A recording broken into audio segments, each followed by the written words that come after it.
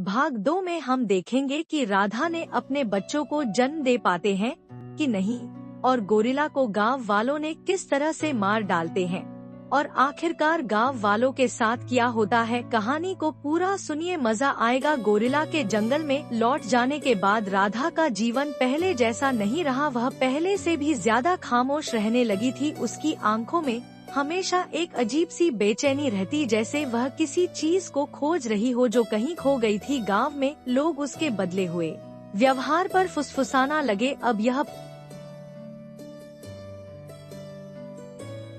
पागल हो गई है। पंचू काका ने कहा, कहीं जंगल की कोई बलाएं चिपक तो नहीं गई। बुजुर्ग महिलाएं काना फूसी करने लगी। राधा की माँ ने उससे कई बार पूछा, तू इतनी गुमसुम क्यों रहती है, क्या बात है। राधा बस मुस्कुरा कर कहती, कुछ नहीं माँ, मैं ठीक हूँ। राधा के अंदर कुछ नया जन्म ले रहा था। राधा को लगा कि गोरिल्ला उसे छोड़कर नहीं गया, बल्कि वह अब उसके भीतर था। उसका प्रेम, उसकी शक्ति, उसकी जंगली स्वतंत्रता, सब कुछ राधा के भीतर किसी बीज की तरह पल रहा था। एक रात जब पूरा गांव सो रहा था, राधा अचानक जाती उसके भीतर कुछ हलचल महसूस हुई। ऐसा लगा जैसे कोई उसके भीतर सांस ले रहा हो, कोई नया जीवन आकार ले रहा हो। उसने अपना पेट छुआ और धीरे से फुसफुसाई, राजा तुम मुझ में हो। राधा की माँ को जल्दी शक होने लगा कि कुछ अजीब हो रहा है। उसकी चाल धीमी हो गई थी। वह हर वक्त अपने पेट पर हाथ रखती थी। गांव की औरतें उसे शक की नजरों से देखने लगी। एक दिन पंचू काका ने पूरे गांव को इकट्ठा किया और कहा, यह लड़की जंगल से लौटने के बाद बदल गई है, कोई अनहोनी हुई है, हम इसे ऐसे नहीं छोड़ सकते। गांव वालों ने मिलकर राधा से सवाल करने शुरू किए, तू क्या छुपा रही है तेरे पेट में? क्या? राधा ने कोई जवाब नहीं दिया। उसने सिर्फ हल्की मुस्कान के साथ अपने पेट पर हाथ रखा और कहा, यह जंगल की शक्ति है जो मेरे भीतर पनप रही है। गांव वाले चौंक गए, कुछ को डर लगा, कुछ को गुस्सा आया। यह तो अशकन है, जंगल की बला ऐसे चिपक गई है, हमें इसे गांव से बाहर निकाल देना चाहिए। राधा जानती थी कि गांव वाले कभी उसे समझ नहीं पाएंगे। वे सिर्फ वही देखते थे जो उनकी आंखों के सामने था, लेकिन जो के भीतर पल रहा था उसे समझने की उनकी शक्ति नहीं थी। वह गांव के बीच में खड़ी हुई और कहा, तुम सब डरते हो क्योंकि तुमने कभी जंगल की ताकत को महसूस नहीं किया। तुमने हमेशा उसे एक खतरे की तरह देखा, लेकिन मैंने उसमें प्रेम पाया, मैंने उसमें जीवन पाया, और अब वह जीवन मेरे भीतर बह रहा है।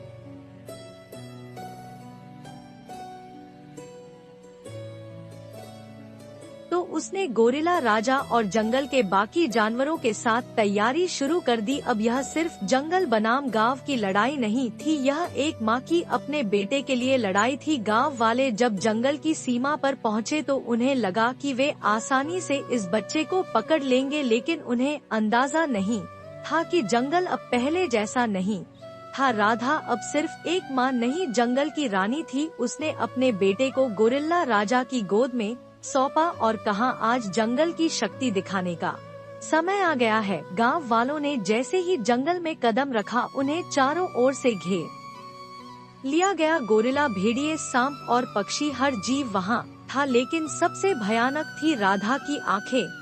तुम्हें लगता है कि तुम जंगल से ताकत छीन सकते हो? तुम्हें लगता है कि तुम मेरे बेटे को छू सकते हो? गांव वालों ने पहली बार राधा के भीतर छिपी सच्ची शक्ति देखी। उन्होंने पहली बार जाना कि अब वह सिर्फ गांव की लड़की नहीं, जंगल की देवी थी। पंचू काका ने डरते हुए घुटने टेक दिए, हमें माफ कर दो नी, हम तुम्हारे बेटे को कभी नुकसान नहीं पहुँचाएंगे। राधा मुस्कुराई। उसने अपने बेटे को देखा जिसने अभी तक एक शब्द भी नहीं कहा था, लेकिन उसकी आंखों में भविष्य की रोशनी थी। तुमने मुझे ठुकराया, लेकिन जंगल ने मुझे अपनाया। अब तुम सब जंगल से डरोगे। यह मेरा साम्राज्य है और यह मेरा बेटा इसका उत्तराधिकारी। गांव वाले भाग गए, वे कभी जंगल लौटने की हिम्मत नहीं कर सके। और राधा का पुत्र, जिसे अब वन पुत्र कहा जाता था, बड़ा होने लगा। उसकी चाल में गोरिल्ला राजा की ताकत थी, उसकी आंखों में जंगल की गहराई और उसकी आत्मा में राधा की बुद्धिमानी। वह इंसानों की भाषा भी समझता था और जानवरों की भी। वह जंगल की हर धड़कन से जुड़ा हुआ था। गांव के कुछ लालची लोगों ने जंगल को काटने और वहाँ खेती करने की योजना बनाई। उन्होंने सुना था कि जंगल के भीतर एक ऐसा स्थान है जहाँ जमीन सोने जैसी उपजाऊ है। पंचू काका के बेटे बलराम ने इस योजना को आगे बढ़ाने का बीड़ा उठाया। हम इतने सालों से जंगल से डरते आए हैं, लेकिन अब डरने का समय नहीं है। यह जंगल हमें बहुत कुछ दे सकता है। गांव वालों ने बलराम के नेतृत्व में कुल्हाड़ी और मसालों के साथ जंगल में प्रवेश किया। जैसे ही गांव वालों ने पेड़ों को काटना शुरू किया, सांपों ने रास्ता घेर लिया, बंदरों ने पेड़ों से पत्थर गिराने शुरू कर दिए, पक्षी तेज आवाज में चीखने लगे जैसे जंगल को चेतावनी दे रहे हो। लेकिन सबसे भयानक था वनपुत्र का आगमन। वनपुत्र पूरी तरह से जंगल का अभिन्न हिस्सा बन चुका था। उसकी लंबी और मजबूत काया पर जंगल की मिट्टी का रंग था। उसकी आंखें रात में चमकती थी और उसकी सांसों में जंगल की गरज थी। जब वह गांव वालों के सामने आया तो बलराम चौंक गया। यह कौन है? राधा, जो अब जंगल की देवी के रूप में पूजी जाने लगी थी, पेड़ों के बीच से निकलकर बोली, यह वही है जिसे तुमने दैत्य कहा था। यह मेरा बेटा है, जंगल का उत्तराधिकारी। वनपुत्र ने गांव वालों को गहरी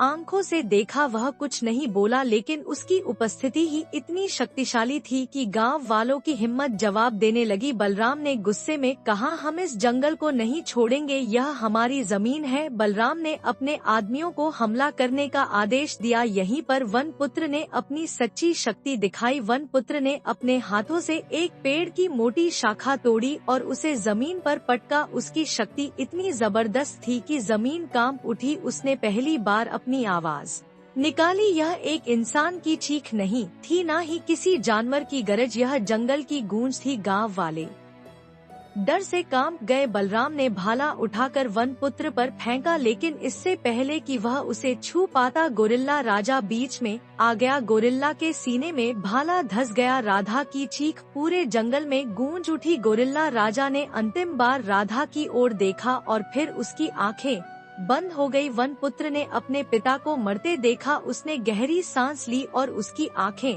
लाल हो गई। वनपुत्र ने एक जोरदार गर्जना की। सांप गांव वालों के पैरों में लिपटने लगे। बंदरों ने उनकी कुल्लियां छीन ली। भेड़ियों ने हमला कर दिया। हाथियों ने पेड़ों से लकड़ियां तोड़कर उन्हें खदेड़ना शुरू कर दिया। बलराम और उसके आदमी जंगल से भागने लगे, लेकिन जंगल ने उन्हें इतनी आसानी से जाने नहीं दिया। बलराम और कुछ गांव वाले जंगल से बचकर भाग गए, लेकिन जब वे गांव लौटे तो उन्हें एक भयानक सच का सामना करना पड़ा। गांव में अब कुछ नहीं बचा था। जो बचे थे वे बीमार पड़ चुके थे। गांव की मिट्टी बंजर हो चुकी थी। कुएं सूख गए थे। पंचू काका, जो कभी जंगल से शक्ति छीनने की कोशिश करता था, अब अपने घर के बाहर पड़ा हुआ था, भूखा प्यासा। राधा और वनपुर देख रहे थे। देखो माँ, वनपुत्र ने कहा, उन्होंने जंगल को तबाह करना चाहा, लेकिन प्रकृति ने अपना न्याय कर दिया। राधा ने लंबी सांस ली। हाँ बेटा, यह जंगल सिर्फ हमारा नहीं,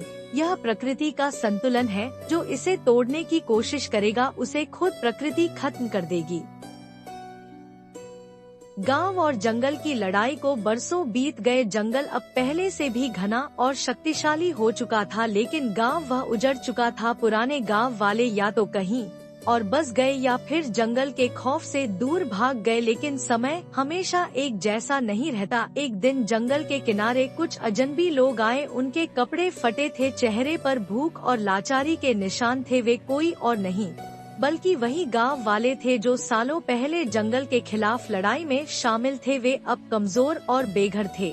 उनकी नजरें जंगल की ओर उठी। वनपुत्र, माँ देखो, यह वही लोग हैं जिन्होंने हमें जंगल में धकेला था। अब वे खुद ही वापस लौट रहे हैं। राधा ने शांत आंखों से गांव वालों को देखा। बेटा, बदले से कभी शांति नहीं मिलती। यह लोग अपने कर्मों का फल भोग चुके हैं। अब समय है हमें यह तय करने का कि हम जंगल और गांव के बीच संतुलन कैसे बनाएं। राधा और वनपत्रक्लिमन ने जंगल को तबाह करने की कोशिश की थी, लेकिन जंगल ने तुम्हें माफ कर दिया। अब मैं भी तुम्हें माफ करती हूँ।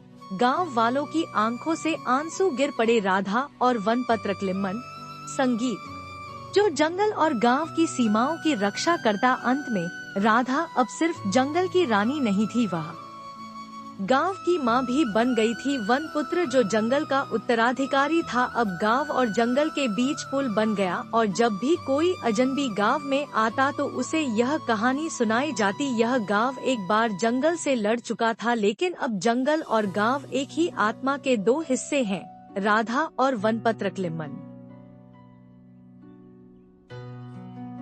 गांव और जंगल की लड़ाई को बरसों बीत गए। जंगल अब पहले से भी घना और शक्तिशाली हो चुका था, लेकिन गांव वह उजड़ चुका था। पुराने गांव वाले या तो कहीं और बस गए या फिर जंगल के खौफ से दूर भाग गए। लेकिन समय हमेशा एक जैसा नहीं रहता। एक दिन जंगल के किनारे कुछ अजनबी लोग आए। उनके कपड़े फटे थे, चेहरे पर भूख और लाचारी के निशान थे। वे कोई और नहीं बल्कि वही गांव वाले थे जो सालों पहले जंगल के खिलाफ लड़ाई में शामिल थे। वे अब कमजोर और बेघर थे।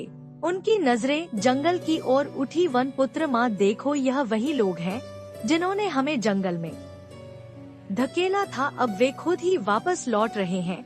राधा ने शांत आंखों से गांव वालों को देखा। बेटा, बदले से कभी शांति नहीं मिलती। यह लोग अपने कर्मों का फल भोग चुके हैं। अब समय है हमें यह तय करने का कि हम जंगल और गांव के बीच संतुलन कैसे बनाएं। राधा और वनपत्रक्लिमन ने जंगल को तबाह करने की कोशिश की थी, लेकिन जंगल ने तुम्हें माफ कर दिया। अब मैं भी तुम्हें माफ करती हूँ। गांव वालों की आंखों से आंसू गिर पड़े। राधा और वनपत्रक्लिमन। संगीत। जो जंगल और गांव की सीमाओं की रक्षा करता। अंत में राधा अब सिर्फ जंगल की रानी नहीं थी, वह गांव की माँ भी बन गई थी। वन पुत्र जो जंगल का उत्तराधिकारी था। अब गांव और जंगल के बीच पुल बन गया और जब भी कोई अजनबी गांव में आता तो उसे यह कहानी सुनाई जाती। यह गांव एक बार जंगल से लड़ चुका था, लेकिन अब जंगल और गांव एक ही आत्मा के दो हिस्से हैं, राधा और वनपत्रक्लिमन।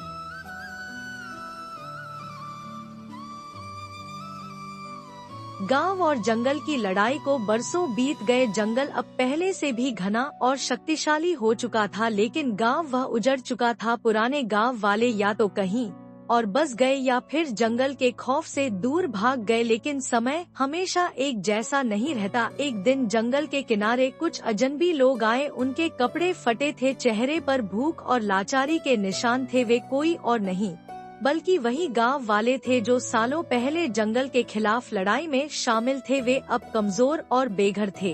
उनकी नजरें जंगल की ओर उठी। वन पुत्र माँ, देखो, यह वही लोग हैं जिन्होंने हमें जंगल में धकेला था। अब वे खुद ही वापस लौट रहे हैं। राधा ने शांत आंखों से गांव वालों को देखा। बेटा, बदले से कभी शांति नहीं मिलती। यह लोग अपने कर्मों का फल भोग चुके हैं।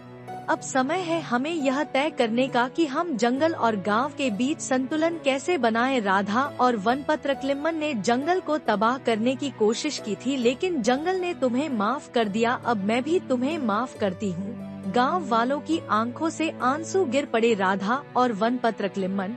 संगीत। जो जंगल और गांव की सीमाओं की रक्षा करता। अंत में राधा अब सिर्फ जंगल की रानी नहीं थी, वह गांव की माँ भी बन गई थी। वन पुत्र जो जंगल का उत्तराधिकारी था। अब गांव और जंगल के बीच पुल बन गया और जब भी कोई अजनबी गांव में आता तो उसे यह कहानी सुनाई जाती। यह गांव एक बार जंगल से लड़ चुका था, लेकिन अब जंगल और गांव एक ही आत्मा के दो हिस्से हैं, राधा और वनपत्रक्लिमन।